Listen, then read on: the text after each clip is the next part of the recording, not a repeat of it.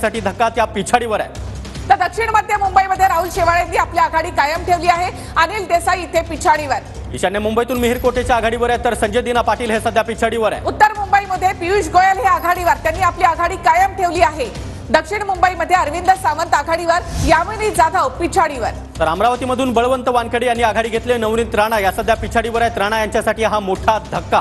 पहिल्या फेरीपासून बळवंत वानखेडे यांनी इथे आघाडी घेतलेली आहे। नवनीत राणांसाठी मोठा धक्का। दिनेश बुब हे देखील प्रहारचे या ठिकाणाहून निवडणूक लढवत आहेत। नक्कीच तर अमरावतीमध्ये बळवंत वानखेडे हे सध्या आघाडीवर आहेत। धक्कादायक निकाल पाहायला मिळतोय। पंकजा मुंडे सध्या 3 मतदारसंघांमध्ये पिछाडीवर आहेत। 3 विधानसभा मतदारसंघ या ठिकाणी पंकजा मुंडे पिछाडीवर आहेत। अमरावतीमधून बळवंत वानखेडे आघाडीवर, नवनीत राणा यांच्यासाठी मोठा धक्का। नवनीत राणा इथे पिछाडीवर। नक्कीच तर अमरावतीमध्ये दिनेश बुब यांच्या रूपानं कुठेतरी बच्चू कडू यांनी धक्का दिलेला पाहायला मिळतोय। बळवंत वानखेडे सध्या आघाडीवर आहेत।